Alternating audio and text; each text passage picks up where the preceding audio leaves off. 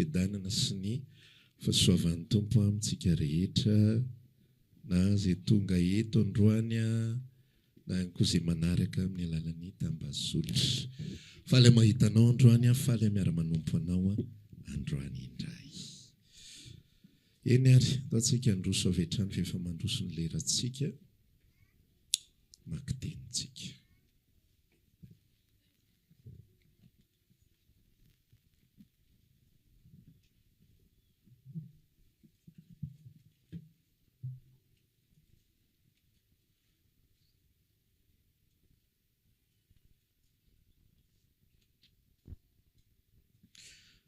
Ndetsika maky ny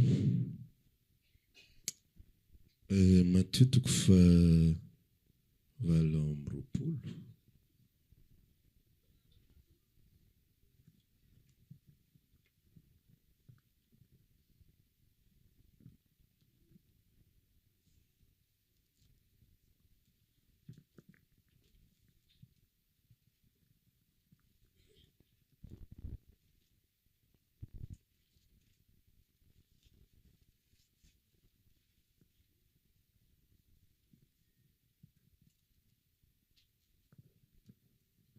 Matthieu toko fa 8 dia andevaka itsika 9:20.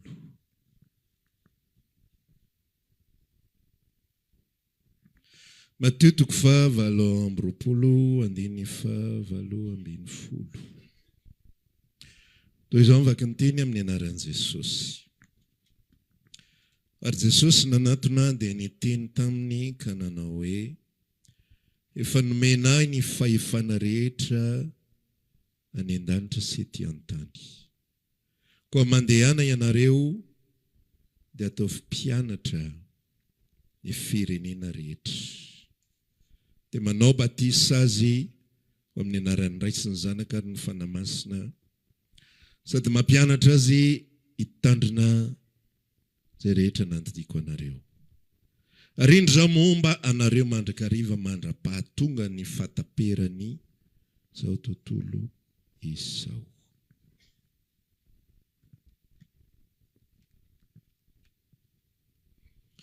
Kolosiana toko 1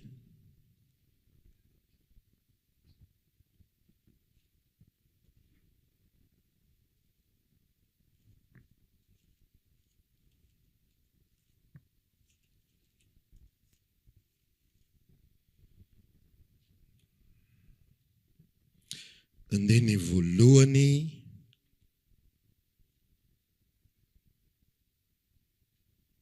katramin'ny 2 ihany.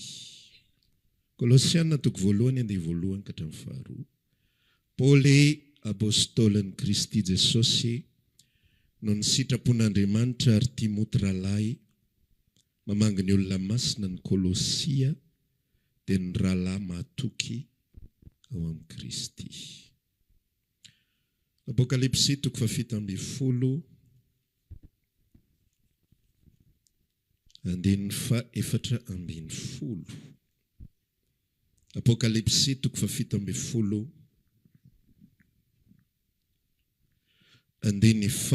4.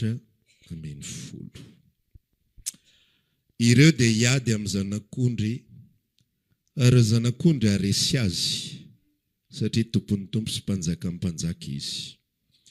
Ary haresy azy koa izay momba azy dia olona voantso sy voafidy ary mahatoky. Amen. Androany isika dia hiresaka fahatokisana ao amin'Andriamanitra. Fahatokisana. Somary misy fifangarona amintsika malagasy ny mahatoky sy ny mahatoky. Ny anankiray misy HA dia ny anankiray mahatoky, MATOKY.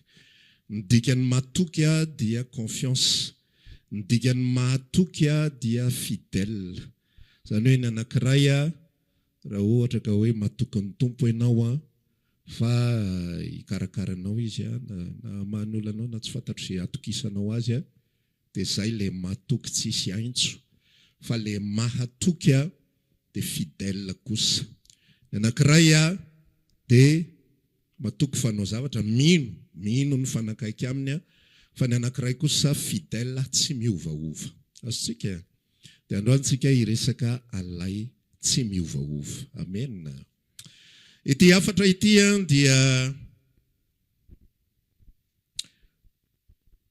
tsy dia firesaka loatra izy ity ato anatin'ny fiangonantsika. Tsy dia firesaka loatra ny resaka fidélité. Fa ohatrany hoe tarihan'ny fanahy, ohatrany hoe mandeha fahalalahana, fafahana sy sisa rehetrarehetra. Fa rehefa atao nefa ny fandinihana ao anatin'ny Baiboly, dia indraindray ohatrany hoe alay-panatsika hieritreritra hoe mifanohatra amin'ny fahasoavana ilay izy, mifanohatra amin'ny fahafahana ilay izy. Fa rehefa mamakytsika ao anatin'ny Baiboly na dia tsy miresaka mivantana be ary ny apôstôly, na dia tsy mampafantatra na dia tsy mampianatra ary izy mivantana be, dia rehefa misy trangan-javatra miseho dia misy séparation foana eo amin'ilay olona izay, eo amin'ilay vondron'olona izay misy andry zareo. Misy fisarahana foana. Ohatra zao hoe ao am-bokin'ny Timoty faharoa zao Paoly, haitsika le teny hoe miara-miaritry ny mafy amiko ry miara-mila tsara ny Kristy. Fa mialohan'iny zavatra iny izy mampianatra zavatra hoe jereo zay olona mahatoky izy dia atolory an'izany fampianarana zay omeko anao zany. Zany hoe misy sélection eo anivon'ny fiangonana, sélection tsy officielle, misy fanavahana tsy officialy, tsy hoe atao kilany ato zay tsy mahatoky dia ato kosa zay mahatoky, na hoe atso manokana zay mahatoky dia zay tsy mahatoky avelao any. Fa misy zavatra tahaka ny tsy tena tazana be fa mi-existe nefa le izy, zavatra misy le izy. Zany hoe ao amin'ny fanomponan'Andriamanitra dia Andriamanitra mijery olona mahatoky, Andriamanitra mampiasa olona mahatoky, Andriamanitra mandinika an'izay olona mahatoky dia ho confie ny zavatra iny olona iny. Tsy ny olona rehetra ny confie n'Andriamanitra zavatra, tsy ny olona rehetra no omen'Andriamanitra zavatra, tsy ny olona rehetra no ampanaovin'Andriamanitra zavatra, tsy ny olona rehetra no anaovan'Andriamanitra zavatra. Ary zany zavatra zany dia zavatra efa nitranga tao anatina tontolo fanompoana ao anatin'ny Baiboly ray manontolo. Fa Andriamanitra mijery olona manokana dia miantso izy, ireto atokano aho, ireto ataovy ohatran'izao, ireto ataovy ohatran'izao, ry anona na atoky tamin'ny fanompoana. Raha ohatra antsika mijery ny tantara ohatra ny anatina testamenta taloha ny boky Mpanjaka faharoa, misy tantaran'izany Elisa zany any. Dia Eli, misy tantaran'izany Eli zany any Mpanjaka voalohany. Fa indraindray tsika rehefa mamaky, raha ohatra zany ka olona tsy mpamaky, dia mieritreritra hoe Elisa ihany no Elisa ihany no mpianatra Eli. Fa rehefa mamaky isika, rehefa mijery lalindalina ny tantara, dia misy zanaka mpaminany be dia be miaraka tamin'ny Elisa. Dia ireo zanaka mpaminany ireo manarakaraka tsy niraindray any Eli.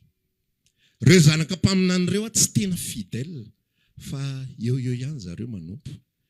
Dia rehefa andeha i Eli hiakatra ho any an-danitra, dia niteny ny zanaka mpaminany io, fa maninona ianao mbola manaraka azy foana? Fa maninona no tsy fantatrao ve fa hoentin'ny tompo ho any an-danitra i Eli androany? Dia hozy izy Elisa hoe fantatro ihany fa manginonareo. Dia lasa izy manaraka, fa ilay zanaka mpaminana mijanona. Ao anatina tenin'Andriamanitra, ao anatina tontolona fanompoana apôstôlika. Atao hoe apôstôlika dia tsy vocabulaire vaovao akory fa ny fampianaran'ny apôstôly, ny fiainan'ireo apôstôly fahiny, fa tsy le amin'izao. Ny fiainan'ireo apôstôly fahiny dia nanana disciple ary zareo. Nanana ino? Ary izay indrindra no tanjom-pisiany ny asa fanompoana rehetra. Hozy izy Jesosy rehefa niala teto amin'izao tontolo izao, mandeha any ianareo mankany amin'izao tontolo izao, dia mitory ny filazantsara, ataovy mpianatra ny firenena rehetra. Tsy hoe ataovy mpivavaka, tsy hoe ataovy mpino, tsy hoe ataovy olona fidèle ny amin'ny fiangonana fotsiny ihany, fa mpianatra, disciple, make them disciple, ataovy disciple reo olona ireo. Ny olona ny fivavahana kristianina goavana indrindra amin'izao fotoana iainantsika izao dia be ny mpino amin'ny fivavahana kristianina. Be ny olona rehefa antaniana kristianina ve ianao? Kristianina tompoko. Rehefa antaniana ny olona aiza ianao no mivavaka? Ary ananina no mivavaka. Fa rehefa jerenao ny fiainany rehefa aveo, tsy mampiseho an'izay zavatra izy. Tsy mampiseho an'ilay sary izay tokony ho aseho. Misy référence indraindray hoe raha ary amin'ny fiangonana ohatrohatr'izao izy, mba tokony efa mba ohatran'izao kosa zany. Mba ino zany ianao an'ilay karazam-piangonana anankiray? Tsy hanonona anarantsika fa tonga dia misy saina ohatr'izany vao miresaka tsika. Ny ananina izay mivavaka? Tsy mataitra. Zay ihany na ny fivavahanay? Okay, tsy mataitra. Fa rehefa maheno karazana anaram-piangonana anankiray ianao, zay mivavaka ary ananina? Malina kosa zany, mety olona mahafinaritra ianao zany. Fa aveo misy fahadisom-panantenana indraindray ao anatin'ilay izy hoe mivavaka avy amin'ny dia ohatran'izany. Fa hoana ary ny ohatran'izao? Ary na tsika samy mpiara-manompo ara dia misy fanontaniana mipetraka ohatran'izay indraindray hoe fa tsy mitovy ary ve ilay zavatra henontsika e? Fa tao hafa ny eny henonay e. Fa nganareo tsy teo tamin'iny, ianao ary tazako mihitsy ny tamin'iny fotoana iny ko. Fa hoanareo ianao no mbola manana toe-po ohatr'izao, fa hoanareo ianao manana toe-pana ohatran'izao, fa maninona ary anina no ohatran'izao? Satria tsy tafapetraka le discipleship, le mampianatra, le madisiple, tsy tafapetraka. Fa ena nataon'ny olona mivavaka izy, manompo izy. Fa tsy ampy ny mivavaka, dia tsy ampy ny manompo, tsy ampy ny présence, tsy ampy ny famakiana baiboly, fa ny tanjon'Andriamanitra ary ny iraka nampanaovan'i Jesosy. Ny mpianany rehetra, ny apôstôlany rehetra, dia ataovy mpianatra ireo olona ireo. Ataovy mpianatra. Tsy azoko konfiena ninino ireo. Zay le tenin'ny Paoly tao amin'ny Timoty 2:2 notononiko anao teo. Tsy azoko konfiena na inona ireo. Raha vao tsy disipla ireo. Tsy azoko ametrahana na inona ireo. Fa lasa mpivavaka fotsiny ireo. Lasa manompo fotsiny ireo. Lasa tonga fotsiny ireo. Fa ny fony mitovy amin'ny Israely ihany. Lavitra ao izy Andriamanitra. Amin'ny tantaran'ny Exodosy ao, tantara mahagaga mihitsy fa nisy sarisary zaritenan'izay hitako. Videoana izy efa dadabe zany fa mampianatra izy zany ohatr'izao ny fiainan'ny tokantrano. Rehefa eto ny ankizy dia zareo efa lehibe daholo, le lehilahy anankiroa zany efa lehibe dia ny dadany ihany koa efa lehibe. Dia mampiseho sary izy hoe ampianarina be ozy izy hoe zay ataonao no tafin'ny ankizy. Fa tsy voatery ho takizay ilay izy. Dia mampiseho ilay sarisary izy miezaka be mihitsy zany izy zany efa raim-pianakaviana efa veuf, efa maty vady. Dia mampiseho ilay sary izy zany apreminy daholo ny trano dia ataony hitany ankizy mihitsy hoe io fa mampirina izy. Fa inona ny ataony ralahy efa ilay izy le mampirina iny, tsotsotra izy menakavy. Jery somatsara ny rainy eo izy. Lalao telefônina izy, manao zavatra izy. Dia ahoana ary zany ozy izy ao anatin'ilay resaka. Fa ngatsy hoe omeo modely tsara ny ankizy. Ka za efa manome modely tsara ny ankizy, fa ahoana ny tsy voaraindry zareo ilay izy. Za manasa vilia, fa aleriry zalava vitany dada ny sasavili, tsy mila manao tsony zay. Za mampiritra no, izy manakorotana, dia tsy mba tonga saina mihitsy izy hoe reraka. Tsy mba tonga saina mihitsy izy hoe ohatran'izao any, za mampimemenina reny mpianakaviana oraky izy. Zany ohatran'izao za. Dia raha mijery tsotra ianao dia ohatrany hoe tsy marina zany le zavatra hoe omeo exemple tsara ny ankizy. Tsy hoe tsy marina le izy, fa tsy voataizanao amin'ilay disiple izy. Tsy nampianarinao izy hoe manafay ianao. Tsy nampianarinao, tsy nitaritinao izy. Dia zany ihany koa no problema ao anatina tontolo mpanompona sy ny mpanompon'Andriamanitra indraindray. Ny mpanompon'Andriamanitra manana zavatra. Ny mpanompon'Andriamanitra natsoiny Kristy. Ny mpanompon'Andriamanitra voataiza ho disiple. Fa ny mpino tsy voataiza ho disiple. Dia tsy manaraka ny dian'ilay mpanompon'Andriamanitra. Nisy ny tantaran'ny Mosesy tao anatin'ny Exodosy. Tena nanana disiple izy atao hoe Joshua. dia nanana disipla ihany koa izy atao hoe iza faharoa Kaleba, reo rola reo niaraka tamin'ny foana. Rehefa maty Mosesy natsangany Joshua ho mpitarika, mbola nety le izy satria manino nisy zavatra avy amin'ny Mosesy tafafindra tao amin'ny Joshua. Fa rehefa tapitra reo tantara reo génération reo, miditra amin'ny tantara mpitsara toko voalohany ianao, dia zao ny tantara hoe tsy nanaraka ny fanaon'ireo mpitondra teo aloha intsony ny vahoakan'i Israely. Fa samy nanao fanompony izy rehetrarehetra arak'izay nitiavany azy. Dia nisy olona tamin'izany bebe vola. Dia tonga dia tsy fantatra mihitsy hoe avaiza le esprit na avaiza. Fa tonga dia mahita an'izay manakarana mampaminano ho azy manokana ianao, mpaminanoko ianao manomboka izao. Dia karamaiko ianao isam-bolana, dia maminano ho fotsiny ny asanao. Dia nivily lalana ny Israely. Dia rehefa nivily lalana ny Israely, dia alefan'Andriamanitra Midianita. Dia manangana olona vaovao indray izy. Fa chaque fois tsy tafafindra le flamme, tsy tafafindra le afo. Fa tafafindra kely izy dia mijanona, tafafindra kely izy dia mijanona satria maninona? Tsy ampy ny isan'ny disciple. Tsy ampy ny isan'ny tena mpianatra. Ny vahoakan'Andriamanitra be dia be. Fa le olona manolo tena ho disciple, le manolo tena ho mpianatra, tsy ampy. Tsy voafindra lay esprit, tsy voafindra lay fomba fanao. Dia inona zavatra mitranga? Manomboka tsara dia milatsaka rehefa avy eo.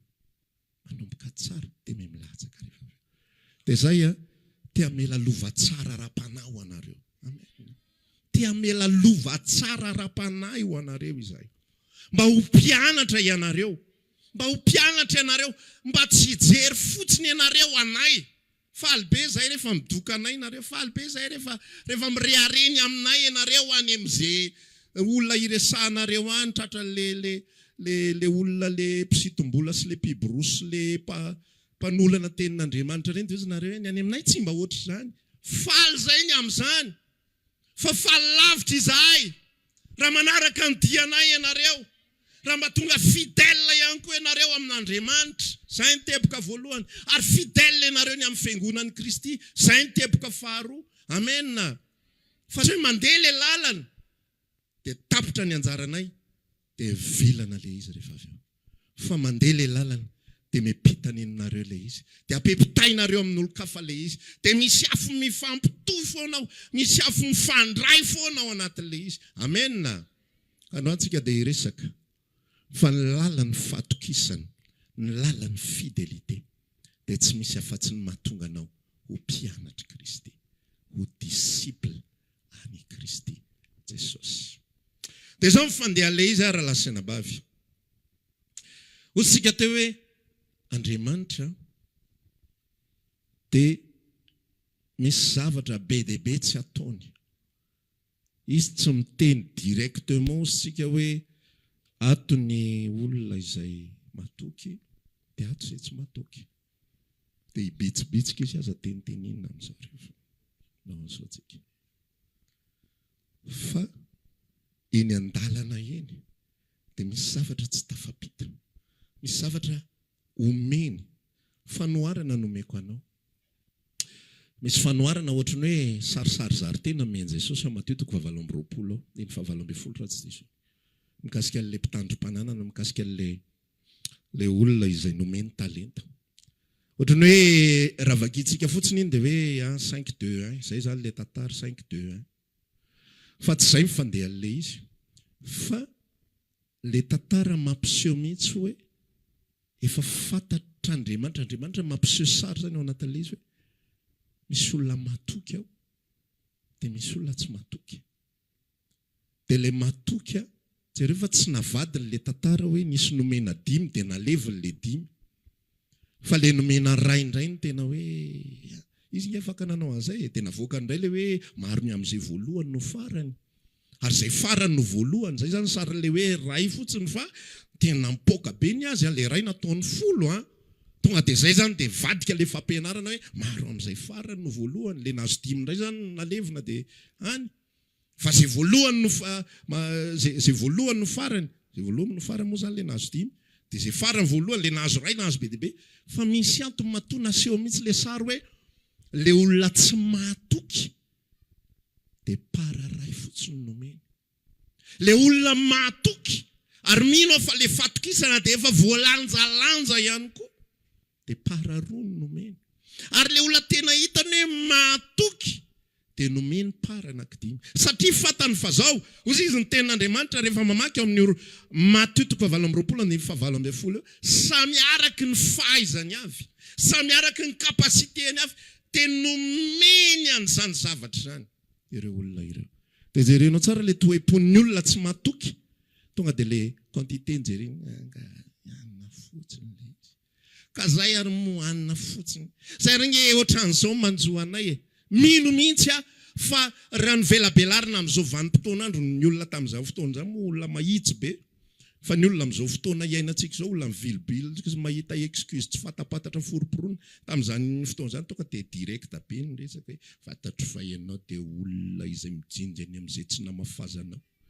sy manangona eny amin'izay tsy novolenao ka dia nalevoko ny ianao indriny ianao tsika amin'izao tsy sahiteny an'izany fa tsika amin'izao raha nomena le ka le izy moa zany jidinao fa zay mbola sahirana be zay tanao nandritra le fotoana nahalasanao iny tena tao poko mihitsy hoe ity ary efa hitako niketrika rehetra reto ny plan dia ariana nary dia ohatran'izao fa tsy nitanteraka le izy fa nisy ohatran'izao dia nisy ohatran'izao firifiry ny olona manompo an'Andriamanitra dia manana fialan-tsiny tsy afaka ny olona mahatoky isika raha olona manana fialan-tsiny mandrakariva ary tsy afaka ny olona mpianatra isika raha olona tsy mahatoky azonao le atanatohatra ato aloha le fomba fiaina le mode de vie anao aloha dia aveo ianao zay ianao voalazaina fa matoky dia zay ianao voalazaina fa mpianatra amin'izay zay ny etapy dia mampiasa anao amin'izay Andriamanitra amin'ny fomba mahagaga za rehefa nitsodrano ary zavatra tena tao apoko mihitsy nitsodrano ny rahalahy tany isaky misy génération na sortie de promotion dia miresaka amin'ny tombo foana Jesosy tiako reto rahalahy reto mavita mihoatra lavitra noho izay vitako tiako reto rahalahy reto mahakasika sy anabavy reto mahakasika olona tsy voakasiko misy olona izay tsy anatona mihitsy noho nitoetrako zay aza aloka akory atao misy olona tsy anatona mihitsy noho nitoetrako misy olona tsy anatona mihitsy noho ny fomba fiteniko misy olona tsy resy lahatra mihitsy noho ny amin'ny fifaneraserana amiko sy ny tsy fantatro fa misy olona anatona ny reto rahalahy reto sy reto anabavy reto noho ny amin'ny zay tsy fitoviny amiko izay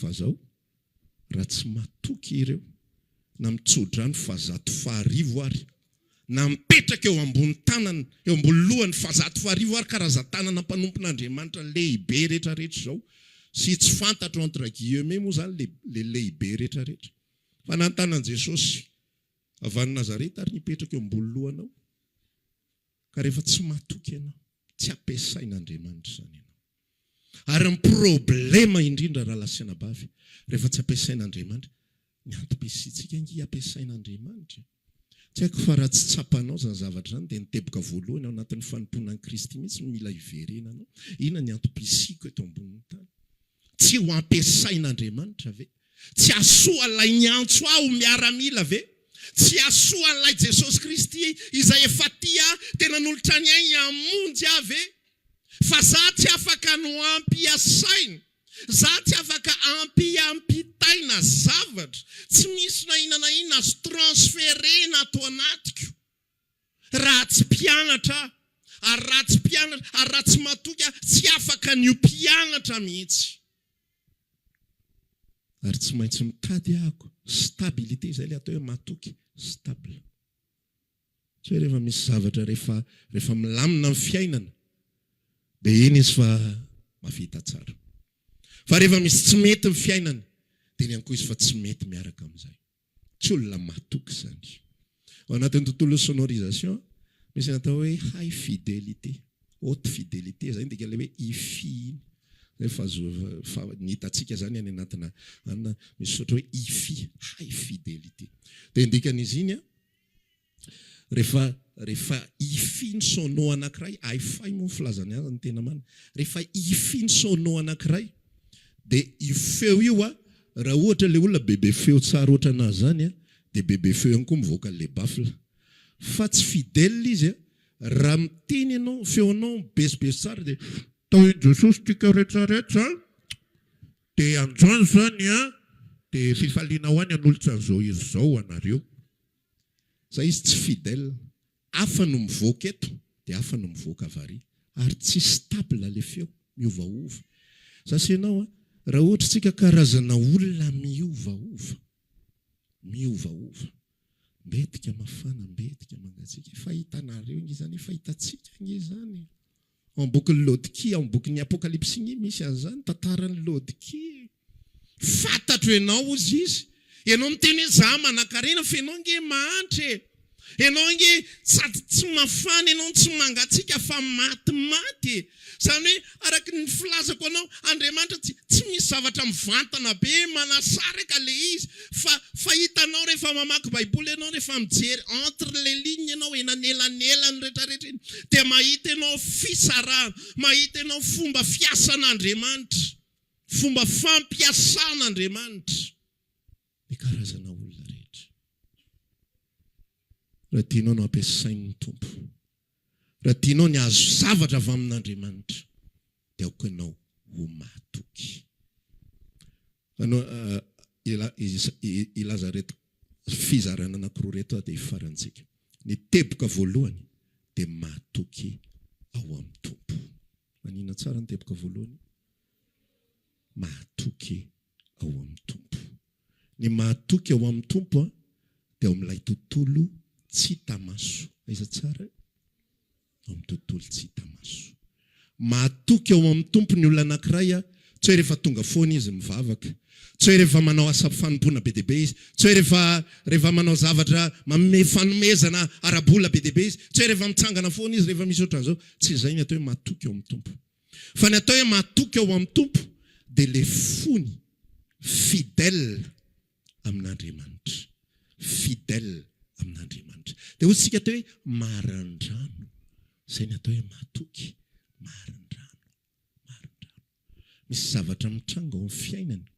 Fa le fifandraisany amin'ny Tompo, ilay fiainam-panahiny miaraka amin'ny Jesosy, tsy avelany ho voatoatoana, tsy avelany ho voakitikitika ilay fiovaovana eo amin'ny fiainany. Azonao ve? Averiko, ny atao hoe matoky ao amin'ny Tompo dia zao ny fiainam-panahiny tsy avelany ho voakitikitika ny fiovaovana misy eo amin'ny fiainany. Zay isika ny atao hoe matoky ao amin'ny Tompo. Raha ohatra zany ny fiainantsika ka miankina amin'ny zava-misy, manambola ianao dia mirehitra be vavaka ao, Jesosy, za dia ho mpanompona mandrakizay. Mavita mandoalika eo ambony kapisily milokaloka. Ilay tena Jesosy. Misy olona rehefa mitombo vola dia na fitenin' Jesosy ary miova. Jesosy. Miovaova. Ny fotoana hivavahana, ny fananana fotoam-bavaka, ny fananana intimité miaraka amin'Andriamanitra. Ny olona matoky, ny olona izay anankina an'Andriamanitra ny zavatra sarobidy ao aminy. Zany fiainantsika olombelona zany. Rehefa mitady mpiasa ianao, ka olona ho confienao vola ny orinasa, tsy olona kilavaka mihitsy no ho confienao. Iny olona hita, olona tsy hita, olona tara. Mila vola ianao valo maraina, izy amin'ny 6 vao tonga avany mialatsiny patron. Tena le ambote azy tena ohatran'izao. Zay teneniko ny olona tsy matoky manana excuse foana. Manomboka androany menara tsy manana excuse. Azao zay le namanao menara tsy manana excuse. Ny olona tsy matoky manana excuse foana izy. Tsy miresaka aminao rery any Tompo amanata za fa miresaka amiko ihany koa izy. Rehefa napetraka tsika ary mila mametraka isika madisipla tsika, za mila manana fiaina ambavaka. Amen. tiazamanana fialantsiny Jesosy io ianao moa mahita ny fosy mandinika ny vo zay moa nytenen'ny paster Antonie tamin'le voanitarika dia hitanao fa le foko tena mba ao tsara efa le voko tena tsy vonona zany tena mbola betabe fa tena tsy nahinandamina tamin'iny fotoana iny fa tena manaraka Jesosy ohatran'izao eo vaovy zany manana ianao prinsipa miaraka amin'Andriamanitra zay natao olona matoky ao amin'ny tompo manana prinsipa rehefa fotoana ivavahana dia fotoana ivavahana amen ajanony zavatra rehetra ajanony raharaha velao ny trano ikorotana na tsy atorianareo folo alina io raha zay ny tena mibosesika be ao an-tsaina zava tsy milamina raha vao tsy mipirina io trano io aprimo amin'ny folo amin'ny raika amby folo alina fa aza kitikitihana ny fifandraisanao amin'i Jesosy Kristy amen aza kitikitihana manana ianao prinsipa mba mamaky baiboly manana ianao prinsipa mba mihaino toriteny tsy mionona fotsiny amin'izay voarainao aty am-piangonana manana prinsipa mba miaino mieritreritra ao amin'ny tompo hoe Jesosy inona mba tianao lazaina amiko manokana ao anatin'izany zavatra vakiako izany zany atao hoe olona fidèle amin'ny fiarahana amin'i Jesosy ao amin'ny tompo izy fidèle tsy manao kitotoa izy amin'ny fiarahana amin'i Jesosy Kristy tsy manao kitotoa izy amin'ny fiainam-panahiny rehefa vitanao zay fidèle ianao ny ao amin'ny tompo ary omeny zavatra ianao meny zava-panahy ianao meny zava-panahy ianao gaga ny olona manontany ianao fa manina ianao no manana an'izany dia ampianaro amin'izay izy ampianaro koa izy ho mpianatra izy indray zany mba mpianatra ao afa ampianariko ianao hoe mila fidélité miaraka aminy rehefa fidèle ianao anao tsy voatery mpitory teny ianao tsy voatery ho évangéliste ianao tsy voatery ho anana position ana mpitory fa ianao afaka omen'Andriamanitra zavatra be dia be ao anatin'ny fonao ao anatin'ny fanahinao tsaroko tsara tantara anankiray tany 1997 tany ho an'ny volana Jona na tena nyrehatra na tsy aro ny tenin'ny Eliany mpanjaka voalohany tokasivy amby volana fanantena fanany foko no ny fitiavako an'i Jehovah tompony maro mandeha mamonjy fotoam-bavaka tsy manana moyen be dia be tamin'izany fa zay tsisy masakany zany tsisy masakany tsy akeritrehitra sécurité anisotro mandeha mamonjy fotoam-bavaka afito sasany alina rehefa mody mandeha elakelan-trano satria misy elakelan-trano eo nena moa tsy haiko ny anaran'io tanàna io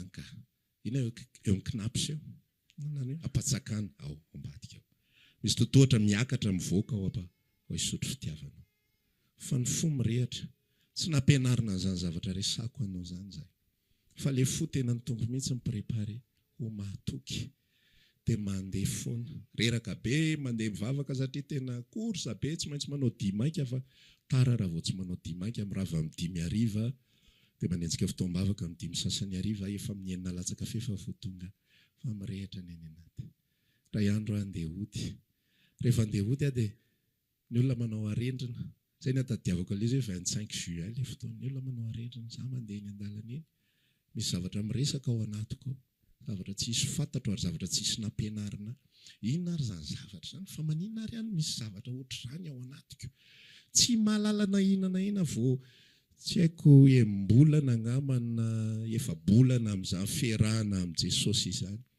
fa misy mampianatra mahatsiaro mihitsy anteny ao am-bokin'i Jaona voalohany toko faharoa ary tsy ampianarin'olona ianareo fa niosotra zay ao anatinareo ny mampianatra anareo variana be fa maninona no manana an'izany zavatra zany fa maninona misy miresaka ohatr'izany ao anatiko fa maninona zavatra tsy fantatra ohatr'izany zavatra resahany misy fotsiny ao anatin'ilay izy misy fanoloran-tena ao anatin'ilay izy misy fahatokiana ao amin'ny tompo ao anatin'ilay izy misy zavatra tafapetraka tsy mialokaloka ao anatin'ny tsy fahaizany raha misy olona tsy mahay mivavaka dia zao olona mijoro eto anatrihanao zao voalohany fa 3 volana monja ny rako tamin'i Jesosy 3 tsy mihoatra 3 volana janoary volana febroary ny alimbavaka voalohany natrehako 1998 tsy mahay mivavaka mihoatra ny 10 minitra le 10 minitra koatra aloha tena mangotraka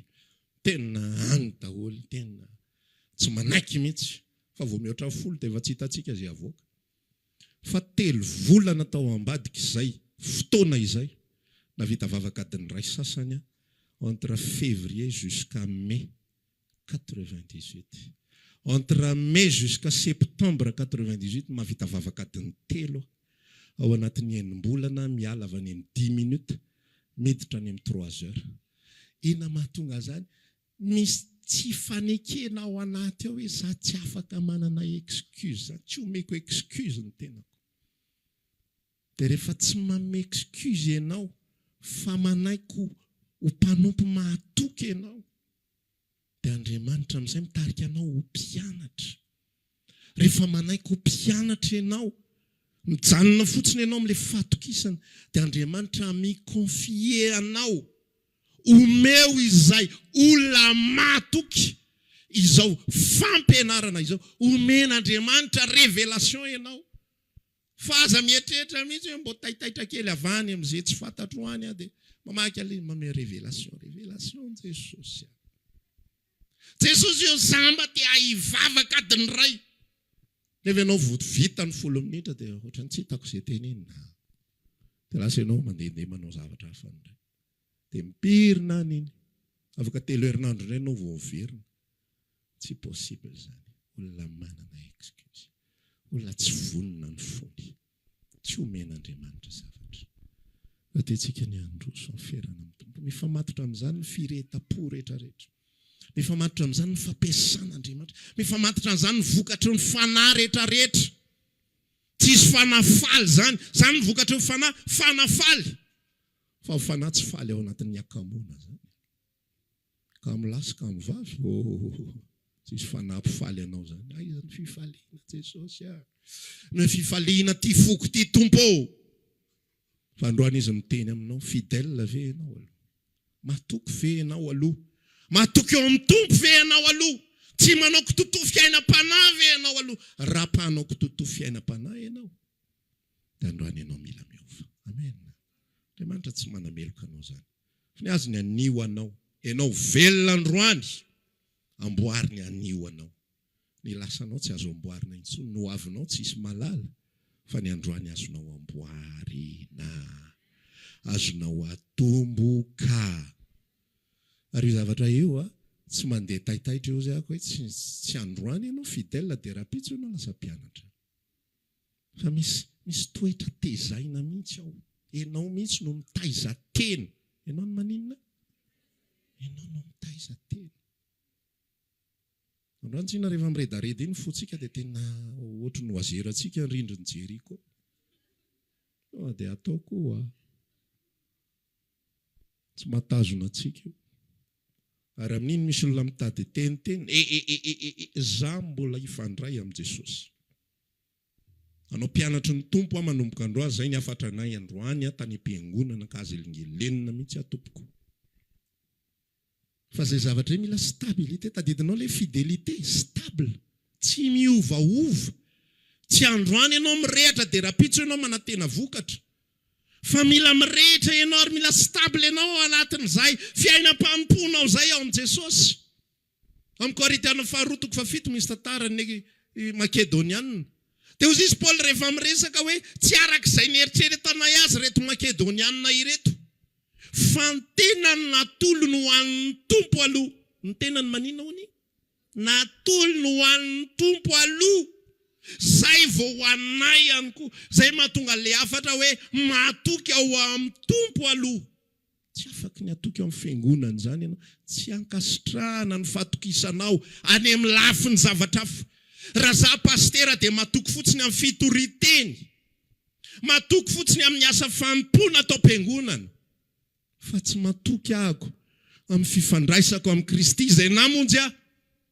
Tsy ankasitrahana eo anatrehany. Tsy zany ny tedaviny. Tsy hoe ratsy akory ilay manolo tena. Tsy hoe ratsy akory ny présence. Za izy orana ny tompo fa présent foana. Rehefa anjara fanomponay, hitanao foana zay. Afaka mifaly ianao ny aminay, fa tsy faly ny aminay ny tompo. Raha zay fotsiny ilay izy. Fa matoky ao amin'ny tompo aloha. Manahoana ny foko ao amin'ny Kristy Jesosy. Manahoana rehefa hozy ako hoe ny fiainana nge avily ny à gauche ianao dia avily ny à droite. fa manahoana ny toeponao miaraka amin'i Jesosy ao anatin'izany. Rehefa gauche ve ianao mirehitra, dia rehefa droite koa ve ianao mirehitra, dia rehefa mahita tsara ve ny fiainana mirehitra, sa rehefa droite dia mirehitra, rehefa gauche reraka, rehefa ampovoany eo ihany, rehefa vadika ilay izy, vadika droite indray mirehitra, gauche indray milatsaka, mahitsy indray tsy hitantsony eo aiza ary izy. Na ny tompo ary faninao eo ohatrany tsy hitako mihitsy ny inona ny fomba hitondrananao, atao sahirana ianao mangatsiaka, atao mahomby ianao mangatsiaka, metika indray sahirana mafana, metika tampoka eo tsy sahirana mafana, dia ahoana ihany zany ny hitondrananao. Asika mila marina, apetraka mihitsy ilay izy. Za te olo marina manaraka an Jesosy, za te ho mpanompo matoky Jesosy, za te ho fidèle, fa tsy ohatran'ilay micro kapoka na ilay micro mikikika be reny, tsy izany, fa micro mahitsy tsara araka ny tokony izy, araka ilay intonation, araka ilay tonalité, araka ilay fanenino miainga veto, dia takizay ihany koa ny atongavany any amin'ny olona fa mafimafy kokoa. Zany ny zavatra izay ilain'Andriamanitra, zany ny mpanompo.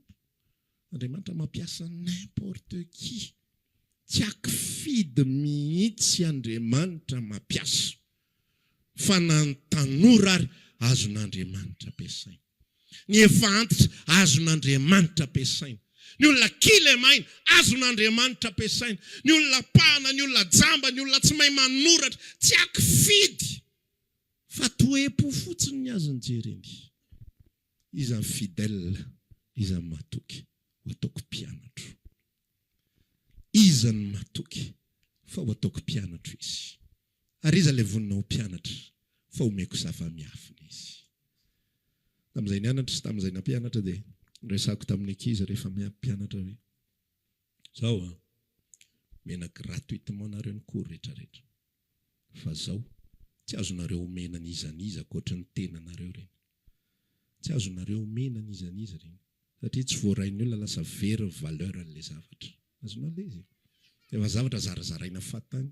Io volamena iny malafo vidy an'io tsisy manany, fa iny hoe zarazara hoe dia ndana midio, fa na ilay mpivarotra na ilay mpanera eo Analakely ireo ary tsisy manontany hoe misy volamena ve, misy volamena ve, volamena feno eraky ny tampon-tanety tiako anontaniana tsony, fa ao an-trano ary tsitsy izay anaovana azy.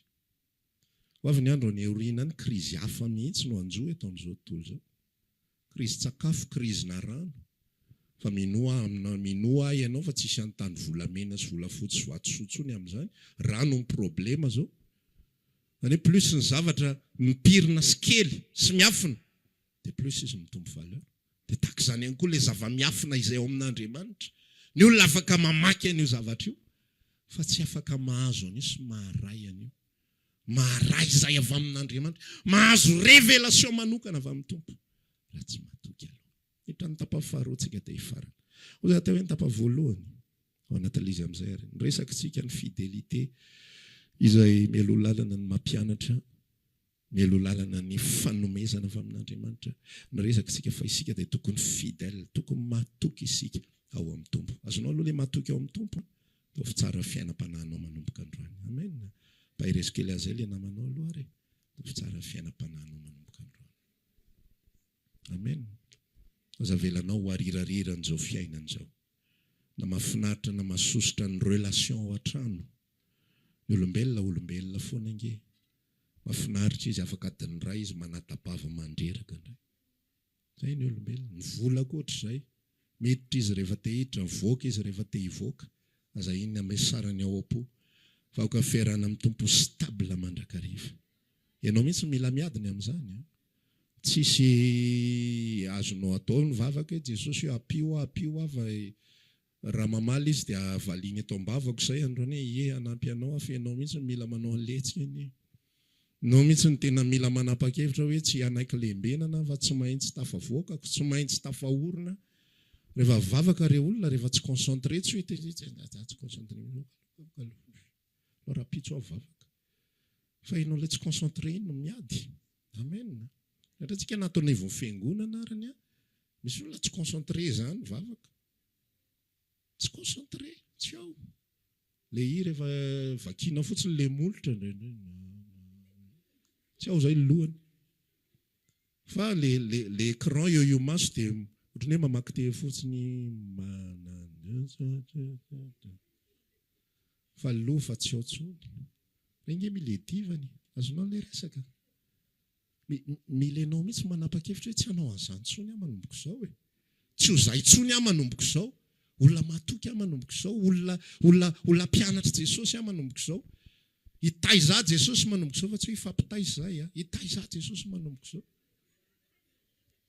tsisy inona tezainao amin'i Jesosy fa izy no mitaizanao izy no mihazona anao teboka faharositsika dia zao matoky ao amin'ny fiangonan'Andriamanitra satria Jesosy ny relation antsika amin'ny Jesosy relation antsika amin'ny Jesosy ilay tsy hita maso fa ny relation antsika amin'ny fiangonana ilay hita maso amen azonao zay ao amin'ny tsy hita maso zay fifandraisanao amin'ny tompo raha miteny ianao hoe tompo tiako ianao dia ao amin'ny tsy hita maso ny déclaration d'amour fa zay ataonao rehetra ety ivelany sy ety amin'ny hita maso dia fitiavanao ny fiangonan'Andriamanitra avokoa dia matoky isika ao amin'ny asa fanompona matoky isika ao amin'ny fiangonana zay asa rehetrarehetra ataonao zay asa rehetrarehetra ataonao raha ohatra zany ka fidèle isika amin'ny asa fanompona amin'Andriamanitra ninona asa fanompona misy ny ofisialy dia misy ny tsy ofisialy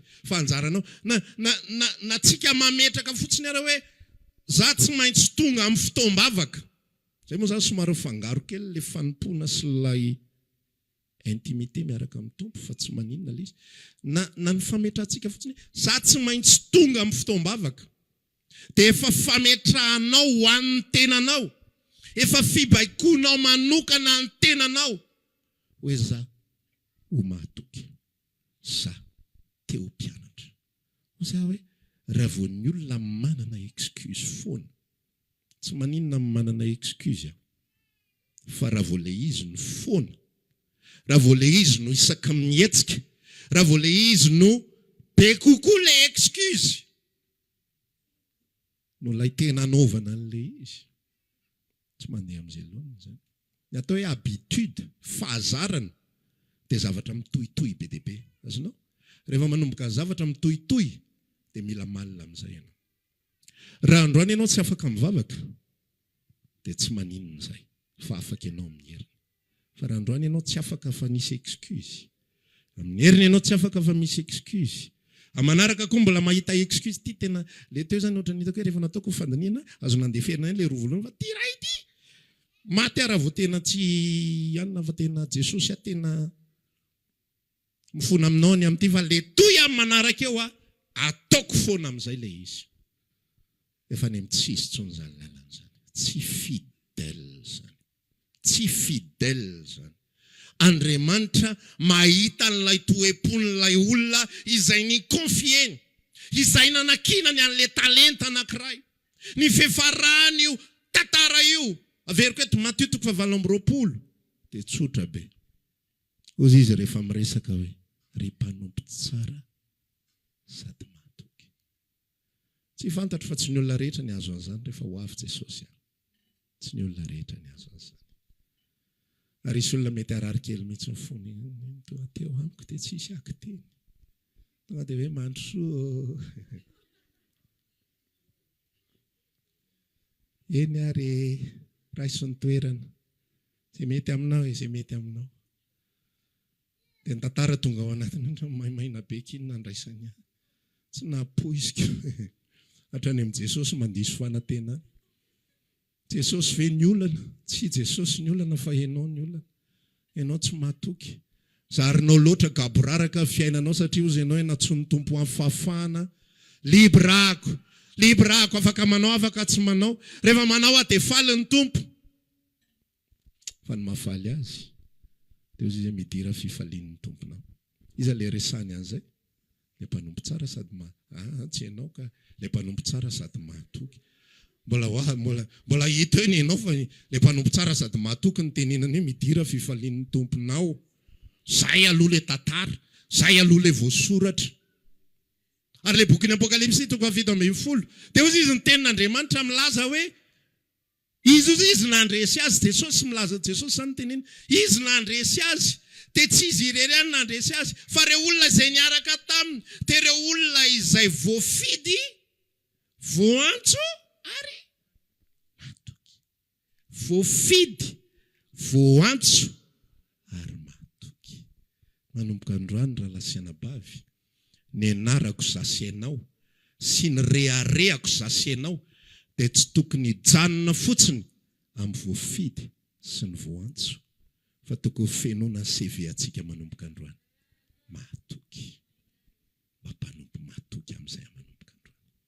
Rehefa fotoanan'i Jesosy dia fotoanan'i Jesosy. Rehefa fanomezana, io ohatra mipitsopitso, raha vao negligenao tamin'ny alarobia tsika niresaka hoe Mateo toko 5 zay tsy matoky amin'ny didikely indrindra dia hozy izy hoe atao kely indrindra izy ao amin'ny fanjakana lanitra, fa zay matoky amin'ny kely indrindra dia atao lehibe indrindra izy ao amin'ny fanjakana lanitra. Zasy ianao mila any amin'ny kipitsopitso ny rehetrarehetra.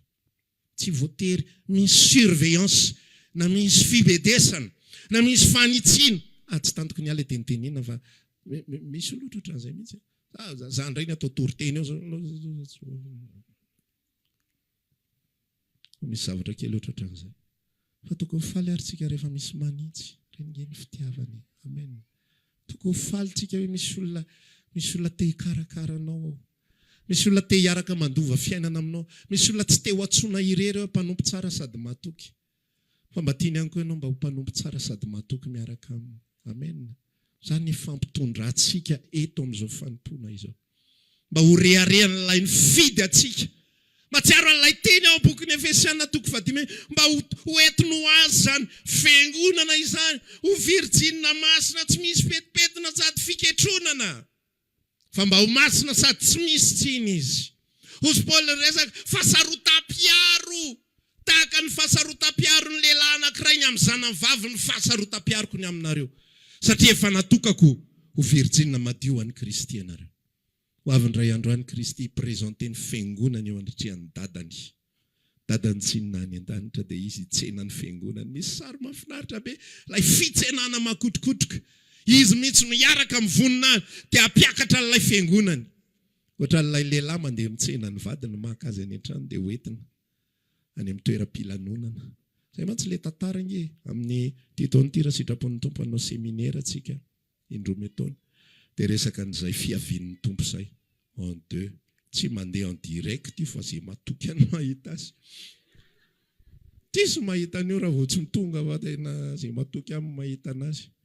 Dia aseho hozaraiko aminao io fety mahafinaritra. Inona zavatra hitranga ohatra ny ahoana zany zavatra fa mahafinaritra be zany.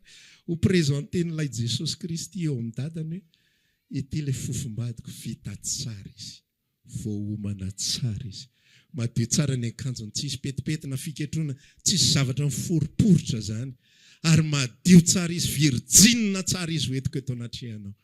Naharesy izy, naharesy ny fahavalo izy, naharesy ny devoly, naharesy ny fakapanahy izy, ary virjinina matoky ty entiko eto anatrehanao. Preparenao amin'izany zasy ianao. Dia na any amin'ny toepo isika, na any amin'ny asa fanompona, dia preparenao ho matoky tsara. Tsy olona manao tsinotsinona zavatra na ny kely ary. Amen. Tsy olona manao tsinontsino na dia miprograma ary, na dia ny asa fanompona izay ataontsika ary, na dia madinika indrindra ary ny asa fanomponao. Dia matoky ianao ao anatin'izany. Na ohatra araka mpamahafatrano ny asanao, matoky ianao, tsy le asa ny ampiasana. Io moa zany mandeha ho azy, voaroka ianao rehefa tsy matoky. Ka izy fanarahanareo sy ny mpampiasa tsisy hidirako iny. Mitaraina fotsiny mankaty kapasitera. Vazivazany. Fa le fatokisana resako le tontolo fanompona n'Andriamanitra mihitsy. Fidèle ny amin'ny eglizy ny Kristy, tsy ho ahy irery ihany. Tondra tena tsara tsy ho ahy irery ihany. Fa ho an'ireto olona ireto. Ho an'ireto zanak'Andriamanitra ireto. Hanao ny fanompona voninahitra lehibe ho azy any hanompo ny zanak'Andriamanitra izany. Ty vilia sasako ty vilia izay hinana ny zanak'Andriamanitra ity. tsy fiainana sentimentale be zany ka isento isak'izay anao Jesosy dia lasa loha fotoana eo ianao fa le fo mihitsy atolotra tsy arak'izay nieritreretana azy ozy izy Paoly fa ny tenany natolony ho an'ny tompo aloha fa ho ana ihany koa dia jerenao tsara ny valeur napetraky ny makedoniana azany atao hoe anohana anampy ny fiangonan'i Kristy izany fa nanao izy ary ny tompo ny vavolombelona fa nanao mihoatra no izay zakany izy zany le mpanompo matoky raha natsoina ianao hivavaka ho an'ny eglizy aza ataonao kitoto zany mety tsy anisan'ny olona tonga eto ianao talata fa henonao mihitsy anemponao any natao azy zany aza ataonao kitoto zany raha natao ianao ampahery ny hafa aza ataonao kitoto zany rehefa mba homen'ny tompoolona anankiray na azo zavatra dia eto ambavaka iny olona iny amen zany angela izy ianao mihitsy mitady an'le lalana ianao no micréer le situation fa tsy miandro foana isaky ny mihetsika hoe dia aiza ary zany dia ahoana ary zany le kely confiena aminao zay le fandehan-javatra ity le talenta kely anankiray fa jereo tsara fa rehefa nanao an'ilay nanompo tamin'ilay talenta anankiroa tsy haiko moa na amin'ny matotoko faharoa io misy an'ilay tantara na any amin'ny fanoharana hafa fa ohatra zao sarindry zareo hoe natoko tamin'ny talenta anankiroa ilay mpanompo dia inona ny toen'ny tantara ho an'izay mahay nomena hanapaka tanàna anankiroa izy ilay natoko tamin'ny talenta anankidimy dia nomena hanapaka tanàna dimy izy tsy voninahitra ny tediavintsika amen tsy voninahitra ny tediavintsika fa no ampiasaina Andriamanitra ny mba ho ataon'Andriamanitra manana existence miavaka eto amin'izao tontolo izao existence tsy mba tianao ve zany sa inona la hivoaka amin'ny fito maraina mody amin'ny fito alina ihany ve tianao nitady vola zay ihany ve fiainana mety aminao dia nanangona dia navita nanangatrano rehefa avy eo